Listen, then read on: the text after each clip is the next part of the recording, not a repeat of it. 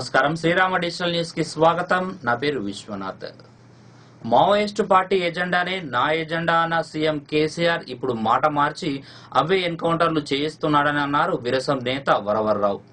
ఓదెల మండలం గూడెం గ్రామానికి చెందిన ఉత్తర తెలంగాణ పీపుల్స్ వార్ కేంద్ర కమిటీ సభ్యుడు సందె రాజమౌళి 2007లో ఎన్కౌంటర్ అయిన సందర్భంలో వరవర్రావు ఒక దినపత్రికలో సంధి రాజమౌళి ఎన్కౌంటర్ బూటకమని వ్యాసం రాసినందుకు ఆయనకు సమన్లు జారీ చేశారు.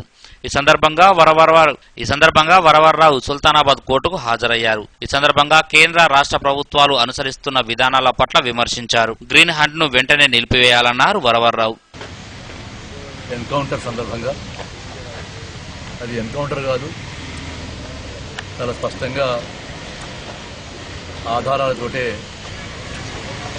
నేను అప్పటికి దినపత్రికలో, ఆంధ్రజ్యోతి దినపత్రికలో అవును రాజమౌళిని పట్టుకొని చంపేశారు అని రాశాను. సంజయ్ రాజమౌళి ఇక్కడ దగ్గరలోనే ఉండేటువంటి గూడెం గ్రామంలో పుట్టి విద్యాదశలోని విప్లవోద్యమంలోనే చేరి క్రమంగా ఎదిగి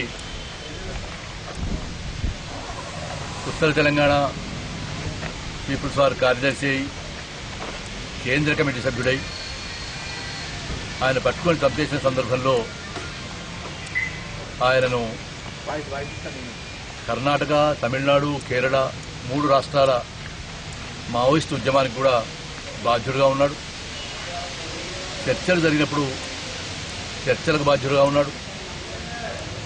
చంద్రబాబు నాయుడు ప్రభుత్వంతో చర్చలు జరిగినప్పుడు ఆయన సహచరిగా ఉండేటువంటి రజిత చర్చల గురించి మమ్మల్ని గైడ్ చేయడానికి వస్తూ ఉంటే పట్టుకొని ఎన్కౌంటర్ చేశారు. అప్పుడు నేను జమ్మికుంటకు ఆమె ఫ్యూనరల్ సందర్భంలో కూడా వచ్చాను. అటువంటి దేశంలోనే మహత్తమైన నాయకులలో ఒక్కడైనటువంటి రాజమౌళిని కొల్లాం అనేటువంటి, కేరళలో ఉండేటువంటి కొల్లాం అనేటువంటి పట్టణంలో టెలిఫోన్ బూత్లో నుంచి మాట్లాడుతూ ఉంటే బెంగళూరు నుంచి ఫాలో అయినటువంటి ఎస్ఐబి వాళ్ళు, ఆంధ్ర ఎస్ఐబి వాళ్ళు పట్టుకొని తీసుకొచ్చి అనంతపురం జిల్లా హిందూపూర్ రైల్వే స్టేషన్ వెనుక చంపేశారు. మాకు ఇంత స్పష్టమైనటువంటి ఆధారాలు ఉన్నవి, స్పష్టమైనటువంటి సాక్ష్యాలు ఉన్నాయి వీటన్నిటికీ కూడా మాకు. అది ఆధారంగానే నేను పత్రికలో రాశాను. ఇప్పుడు అనంతపురం ఎస్పీ స్టీఫెన్ రవీంద్ర ఆ విషయం కూడా ప్రస్తావించి మాట్లాడాను, చాలా చోట్ల రాశాను. కనుక ఆయన అంత్యక్రియలకు, ఆయన ఎన్కౌంటర్ బూటకం ఎన్కౌంటర్ అని చెప్తూ ఆయన అంత్యక్రియలకు వచ్చి కూడా ఆ విషయంలో మాట్లాడాను.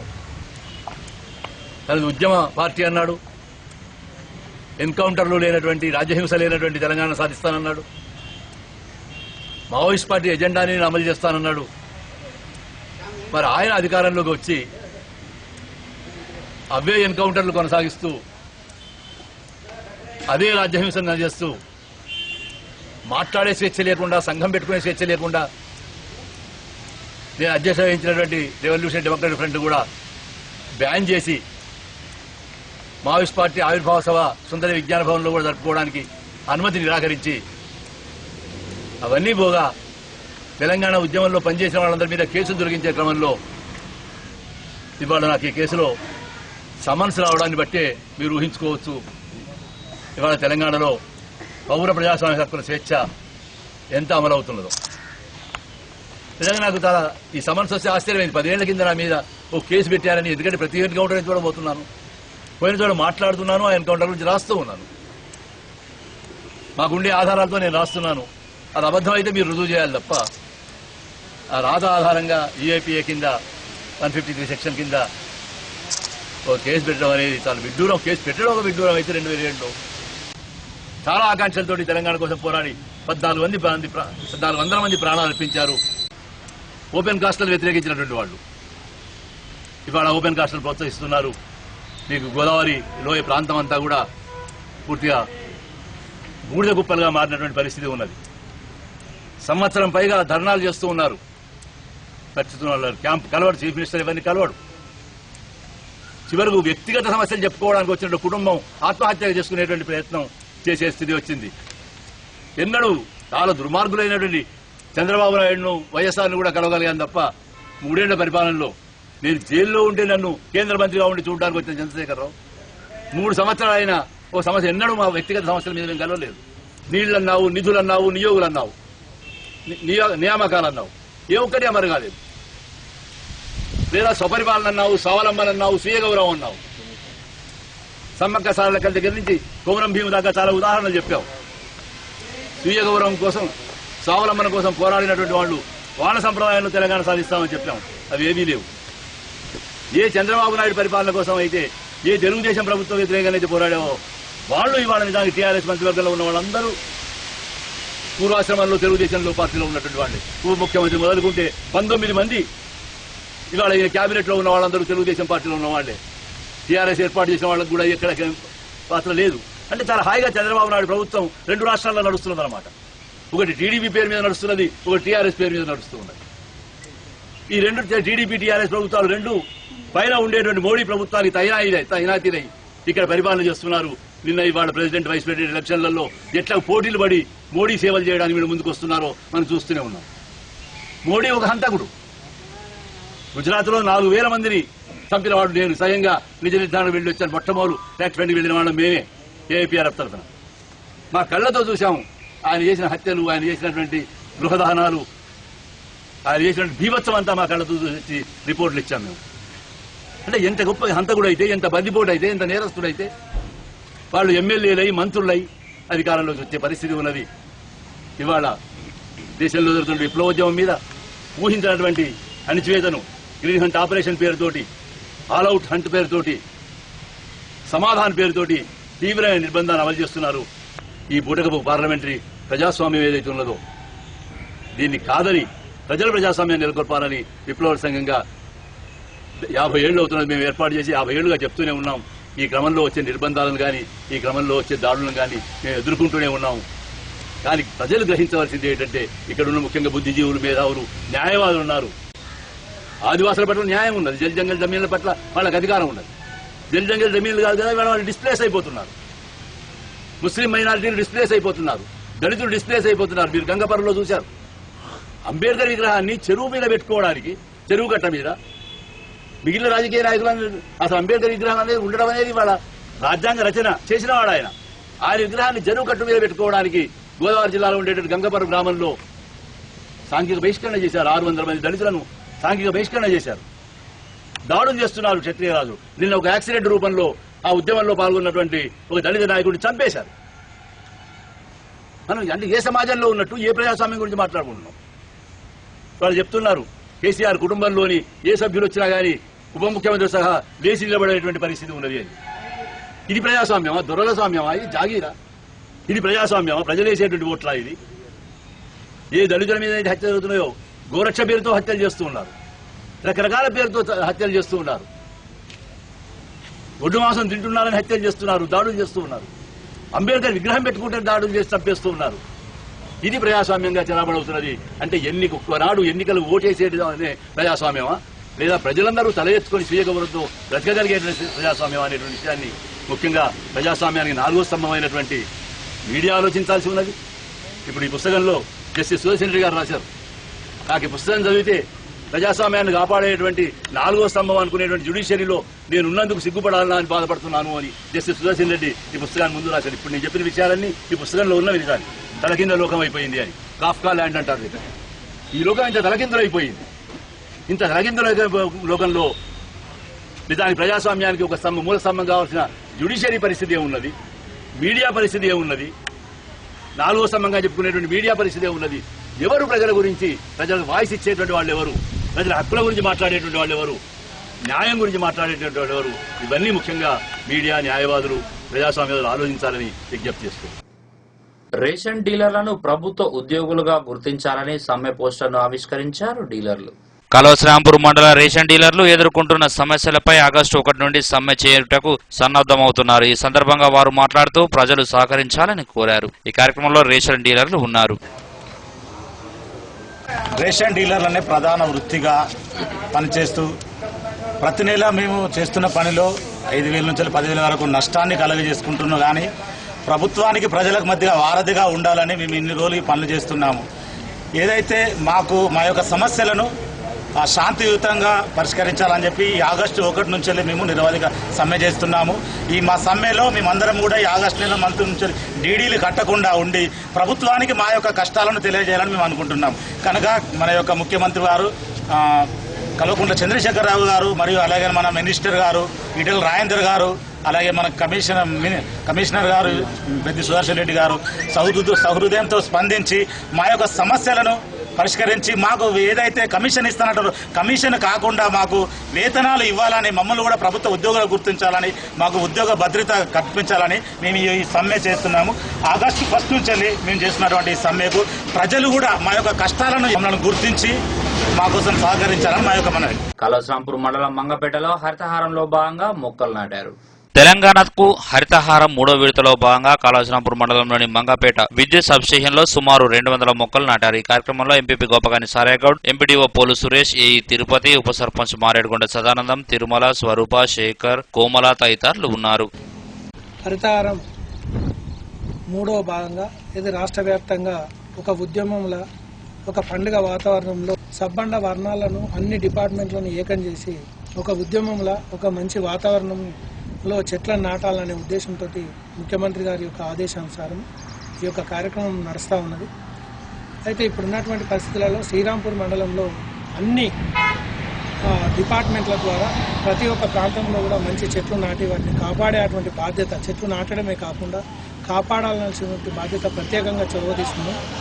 ముఖ్యంగా ఈనాడు సబ్ స్టేషన్లో ఏదైతే మనకున్నటువంటి 6 సబ్ స్టేషన్లు ప్లస్ 132 సబ్ స్టేషన్లో పెద్ద మొత్తంలో మంచి చెట్లు నాటి మంచి ఆహ్లాదకరమైనటువంటి వాతావరణం కల్పించాలనే ఉద్దేశంతో ఎక్కడ లేని విధంగా మనం పెగడపల్లిలో గత సంవత్సరం 800 చెట్లు నాటితే ఈరోజు 600 చెట్ల వరకు కూడా బతికినటువంటి పరిస్థితి ఉన్నది. దానికి ఎలక్ట్రిసిటీ డిపార్ట్మెంట్ ద్వారా కూడా మంచి మోటార్ బిగించినటువంటి పరిస్థితి. మిగతా పోయినటువంటి మొక్కలను కూడా ఈరోజు కానీ రేపు కానీ సీతాఫలాలు కూడా పెడతా ఉన్నాం. తర్వాత అన్ని సబ్ స్టేషన్లో మంచిగా కాపాడేటువంటి బాధ్యత ఈ యొక్క ఆపరేటర్లది. తర్వాత ఈ కరెంటు డిపార్ట్మెంట్ అనే ఉద్దేశంతో బాధ్యత తీసుకున్నందుకు కృతజ్ఞతలు తెలియజేస్తాం.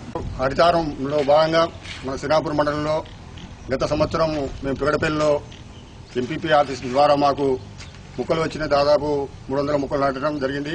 అదేవిధంగా ఈ సంవత్సరం 800 దాదాపు 800 మొక్కలు నాటడం జరిగింది. అవి మంచిగా అభివృద్ధిలో ఉన్నాయి. దానికి ఫెన్సింగ్ కూడా పెట్టడం, మోటార్ పెట్టి మరి బాధ్యతయుతంగా దాన్ని పెంచడం జరుగుతుంది. అదేవిధంగా ఈ సంవత్సరం ప్రతి సబ్ స్టేషన్లో పెగడపల్లిలో పెట్టాం. ఇప్పుడు శ్రీరాంపూర్, ఈ రోజు మాత్రం మంగపేటలో పెడుతున్నాం. ప్రతి సబ్ స్టేషన్లో దాదాపు 100 మొక్కల నుంచి 150 మొక్కలు పెట్టాలని నిర్ణయించుకున్నాము. ఎమ్మెల్యే దాసరి త్వరగా కోలుకోవాలంటూ కలవశ్రాంపూర్ మండలంలో ప్రత్యేక పూజలు చేశారు.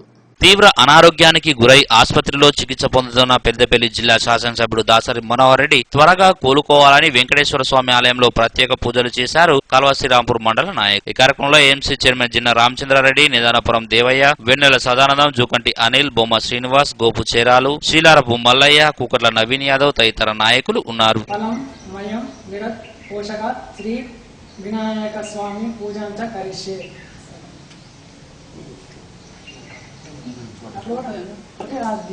మహాదేవాయ మహాకోపాయ మహాధీరాయ.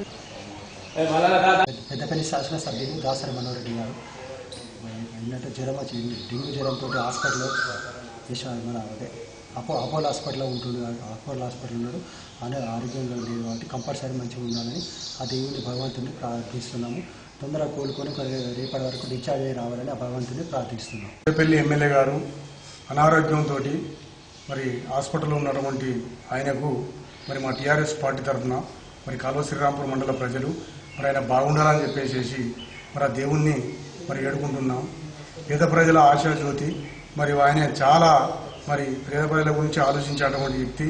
మరి ఆయనను దేవుడు మంచిగా చూడాలని చెప్పేసి మరి మా కార్యకర్తలు, తర్వాత పోతే మా గ్రామాలలో ఉన్నటువంటి ప్రజలు ఆయుర ఆరోగ్యాలతో మంచిగా రావాలని చెప్పేసి కోరుకుంటున్నాం. మా ప్రియతమ నాయకుడు దాసరి మనోహర్ రెడ్డి పెద్దపల్లి ఎమ్మెల్యే గారు ఇలా అనారోగ్యంగా డెంగ్యూ వ్యాధితో బాధపడుతూ హైదరాబాద్ హాస్పిటల్లో ఉన్నందుకు మేము మండల ప్రజలు, కార్యకర్తలు అనేక గుళ్ళల్లో ఇవాళ ఆయన తొందరగా కోలుకోవాలని ప్రత్యేకంగా పూజలు చేస్తూ ఆయన తొందరగా కోలుకొని ఈ నియోజకవర్గ ప్రజలను అభివృద్ధి బాటలో నడిపించేందుకు ముందు ఉండాలని, ఆయనకు ఎల్లవేళలా ఆరోగ్యంగా ఉండాలని శ్రీ వెంకటేశ్వర స్వామిని కోరుకుంటూ కాళేశ్వరంపూర్ మండల కేంద్రంలో విద్యార్థులకు నోట్ పుస్తకాలు అందజేశారు. కాళేశ్వరంపూర్ మండల కేంద్రంలోని ఎస్సీ కాలనీ ప్రభుత్వ పాఠశాల విద్యార్థులకు నోటు బుక్కులు అందించారు దాత ప్రముఖ న్యాయవాది జూలూరి శ్రీరాములు. పాఠశాలలోని విద్యార్థులకు అవసరమైన 200 లాంగ్ నోట్ బుక్స్, 50 గణిత పుస్తకాలను, ఇతర సామాగ్రిని దాత అందించగా వాటిని విద్యార్థులకు పాఠశాల ప్రధానోపాధ్యాయుడు ఈల సమ్మయ్య అందించారు. ఇంగ్లీష్ మీడియం ప్రాథమిక పాఠశాలలో చదువుతున్నటువంటి పిల్లలంతా కూడా మరి పేద వర్గాలకు చెందినటువంటి వాళ్ళు నోట్బుక్లు కొనుక్కోలేనటువంటి పరిస్థితిలో ఉన్న సందర్భంలో మరి మేము దాతల సహకారం తీసుకొని ఇవాళ పిల్లలకు నోట్బుక్లు, పెన్నులు, పెన్సిళ్ళు, రబ్బర్లు, చాక్మాలు కూడా గత 4-5 సంవత్సరాల నుంచి మేము ఇవ్వడం జరుగుతూ ఉంది పిల్లలకు. ఇవాళ మరి ఈ సంవత్సరం కూడా మరి మన స్థానికుడు అయినటువంటి జూలూరి శ్రీరాములు గారు ప్రముఖ న్యాయవాది, మరి ఆయన గారిని మేము సంప్రదించాము. సార్ మరి ఇట్లా సంగతి, మరి పేద పిల్లలు వారికి నోట్బుక్లు కొనుక్కోలేనటువంటి పరిస్థితిలో ఉన్నారు. మీరు ఏదో విధంగా మా పేద పిల్లలకు పాఠశాల పేద పిల్లలకు ఏదో విధంగా సాయం చేయండి, మీరు పుస్తక రూపంలో కానీ ఏ రకంగా సాయం చేయండి అని చెప్పి కోరగానే వారు స్పందించి 200 నోట్బుక్స్ మనకు పాఠశాలకు అందించడం జరిగింది. అట్లానే 50 ఎక్కల బుక్కులు 200 లాంగ్ నోట్ బుక్స్ మనకు సార్ ఇవ్వడం జరిగింది. మరి ఈ సందర్భంగా జూలూరు శ్రీరాములు గారికి ధన్యవాదాలు తెలియజేస్తున్నాం పాఠశాల పక్షాన. మోడల్ స్కూల్ విద్యార్థుల సౌకర్యార్థం బస్సును ప్రారంభించారు ఎంపీపీ జెడ్పీటీసీ. కాళేశ్వరంపూర్ మండలంలోని మల్యాల మోడల్ స్కూల్ కు వెన్నంపల్లి, జాఫర్ఖాన్పేట్, కూనారం, మంగపేట నుండి విద్యార్థులు ప్రైవేటు వాహనాల ద్వారా సమయానికి పాఠశాలకు చేరుకోలేక తీవ్ర ఇబ్బందులు పడుతున్నారు. వారి పరిస్థితిని గమనించిన ఎంపీపీ జెడ్పీటీసీలు ఆర్టీసీ చైర్మన్ సోమవారపు సత్యనారాయణతో సంప్రదించి బస్సును ప్రారంభించారు. బస్సు సౌకర్యం కల్పించిన ఎంపీపీ సారయ్య గౌడ్, జెడ్పీటీసీ లంక సదయ్యలకు కృతజ్ఞతలు తెలిపారు విద్యార్థులు.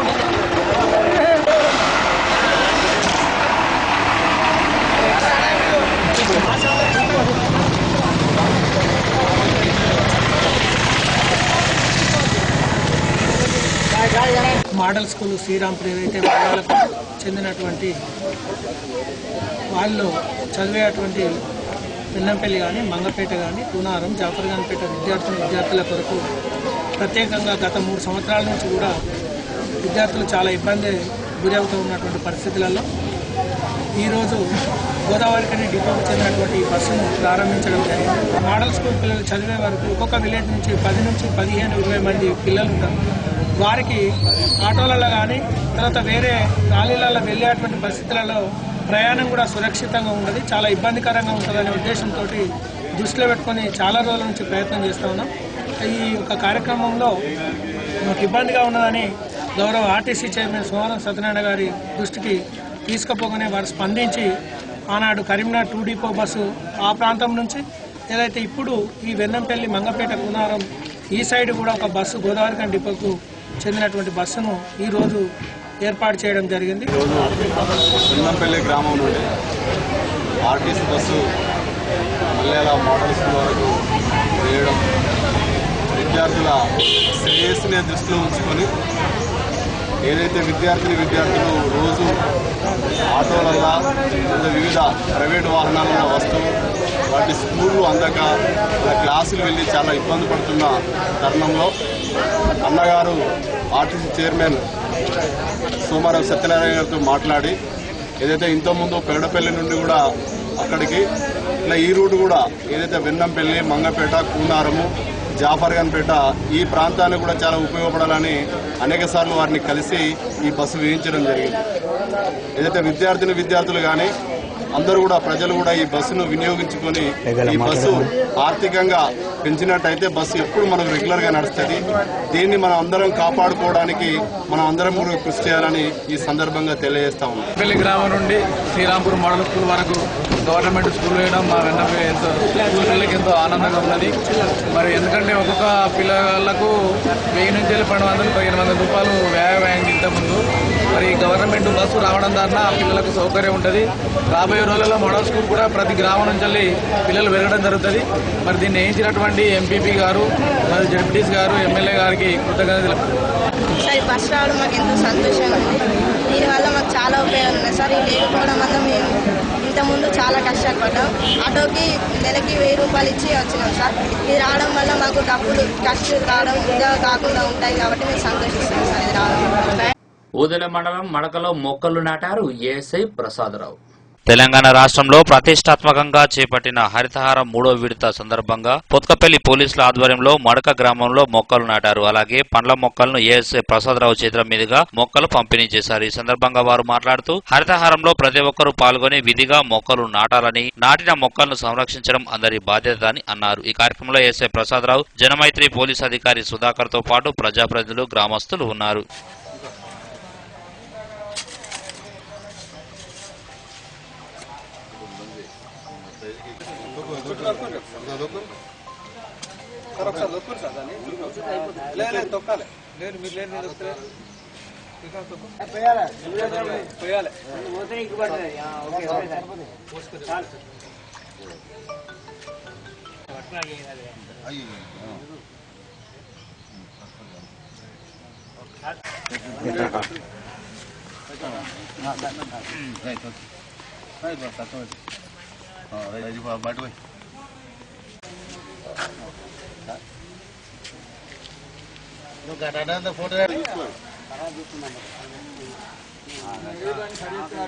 మంచి నీళ్ళే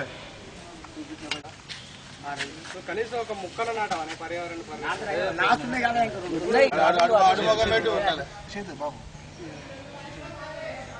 మట్టి చుట్టూ మంచి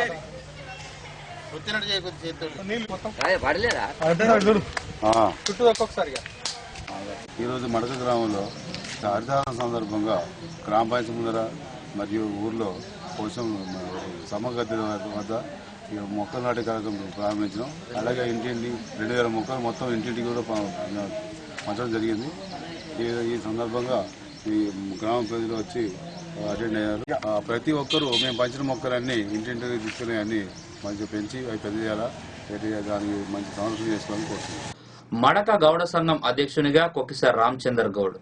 ఊదెల మండలం మడక గ్రామంలో రేణుక ఎల్లమ్మ గౌడ సంఘం ఎన్నికలు జరగ్గా అధ్యక్షునిగా కొక్కిస రామచందర్ గౌడ్, రేణుక ఎల్లమ్మ ఆలయం చైర్మన్ గా మేడగోని శ్రీకాంత్ గౌడ్, ఉపాధ్యక్షునిగా లస్మయ్య, ప్రధాన కార్యదర్శిగా వీరస్వామి, కార్యదర్శులుగా కుమార్, సారంగపాణి, సంయుక్త కార్యదర్శిగా రాజయ్య, కోశాధికారిగా రంగు కుమార్, ఆలయ వైస్ చైర్మన్ గా సదయ్య, కార్యదర్శిగా శ్రీనివాస్, కోశాధికారిగా గట్టు శంకరయ్యలు ఎన్నికయ్యారు. ఈ సందర్భంగా వారు మాట్లాడుతూ మడక గ్రామంలో రేణుక ఎల్లమ్మ ఆలయంగా నూతన నిర్మాణం జరుగుతుందని, దీనికి దాతలు ముందుకు రావాలని కోరారు. రేణుక ఎల్లమ్మ టెంపుల్ వద్ద గౌడ సంఘం కమిటీ ఎన్నుకోవడం జరిగింది. మడక గ్రామంలో రేణుకా ఎల్లమ్మ టెంపుల్ వద్ద గౌడ సంఘం అత్యవసర సమావేశం ఏర్పాటు చేసుకుని మడక గ్రామంలో గౌడ సంఘం కమిటీ ఎన్నుకోవడం జరిగింది. మేము ఆరాధ్య దైవమైనటువంటి గౌడ కులాసులకు ఆరాధ్య దైవం రేణుకైలావ తల్లి గుడి నిర్మాణం కొరకు మేము అందరం కంకణం కట్టుకుని అతి త్వరలోనే రేణుకైలావ తల్లి గుడిని కంప్లీట్ చేసి మీ గౌడ కులాసులు అందరం పెద్ద ఎత్తున సంబరాలు చేసుకునేందుకు సిద్ధంగా ఉన్నామని చెప్పి ఈ సందర్భంగా తెలియజేస్తూ, గౌడ కులాసులందరికీ ఎంతో మంది దాతలు సహకారాలు అందిస్తున్నారు. ఇంకెవరైనా ఉన్నా కూడా మా ఇలవ తల్లికి సహాయ సహకారాలు అందించాలని చెప్పి మేము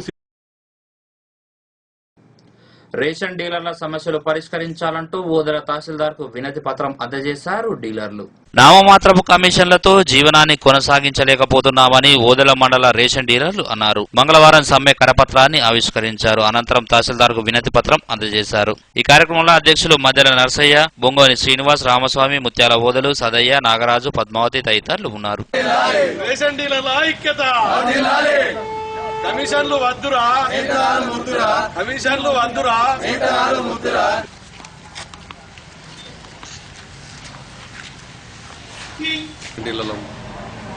గత 6 నెలల 8 నెలల నుండి మాకు కమిషన్లు వద్దు, జీతాలు కావాలని 8 నెలల నుంచి రాష్ట్ర ప్రభుత్వాన్ని వినతి పత్రం ఇచ్చుకుంటూ ధర్నాలు కానీ రాస్తారోకలు కానీ చెలో ప్రగతి భవన్ కానీ ముట్టడించడం జరిగినది.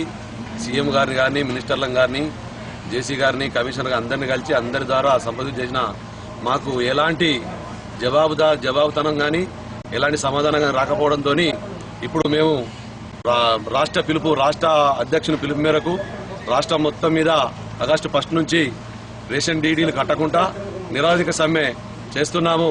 దానికి ప్రజలు కూడా సహకరించాలి, అధికారులు కూడా సహకరించాలని కోరుతున్నాం. మా యొక్క కనీస బతుకులు మారాలంటే మాకు కమిషన్లు వద్దు, జీతాలు ఇవ్వాలని కోరుతున్నాం. ఆ వేతనాలు కనీస జీతాలు ఎంతైనా మంచిదే. మా యొక్క సీఎం గారు ప్రియతమ కేసీఆర్ గారు తెలంగాణ కోసం ఎలా అయితే పోరాడి మాకు తెలంగాణ తెచ్చిరో అలాగే మాకు కూడా జీతాలు ఇవ్వాలని కోరుకుంటున్నాం. ఈయన పక్షంలో ఈ ఆగస్టు 1 నుంచి బంధు పిలుపు రేషన్ షాపు బంధు పిలుపులు ఇస్తున్నాం. పెద్దపల్లి జిల్లా జాగృతి కో కన్వీనర్ గండు కృష్ణమూర్తిని ఘనంగా సన్మానించారు యూత్ క్లబ్ సభ్యులు.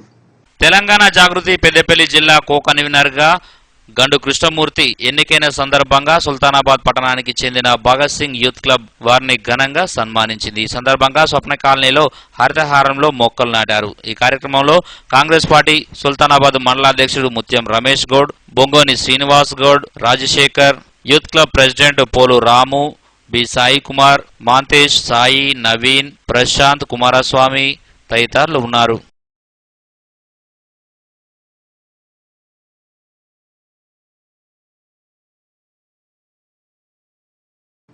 ఇప్పుడు సంక్షిప్త వార్తలు. తెలంగాణ జాగృతి పెద్దపల్లి నియోజకవర్గ కన్వీనర్ గా బండారి కమలాకర్ నియామకమయ్యారు. ఈ సందర్భంగా జిల్లా కేంద్రంలో జరిగిన ప్రత్యేక కార్యక్రమంలో నియామకపు ఉత్తర్వులు జిల్లా అధ్యక్షుడు సంగ్రామ్ సింగ్ ఠాగూర్ అందజేశారు.